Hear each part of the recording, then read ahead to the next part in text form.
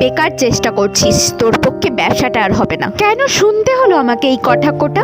সবটাই বলবো, তবে তার আগে দুটো কাজ করতে হবে। সাবস্ক্রাইব করো আমার চ্যানেল আর লাইক করে দেখতে থাকো পুরো ভিডিওটা। তাহলে প্রথম থেকে বলি, আজকে এই ঠাকুমাটা দোকানে এসে বলে আমাকে এই বোর্ডটা সারিয়ে দিতে পারবে মা? আমি দুটো দোকানে দেখালাম, দুটো দোকানে 100 টাকা চেয়েছে। বললেন আমার এক নাতি আছে, মুখ ফুটে এই প্রথম বলেছে একখানা বোর্ড লাগবে। এই বোর্ডটা বাড়িতেই ছিল, তাই ভাবলাম এটা সারিয়েই তাকে দিয়ে দেবো।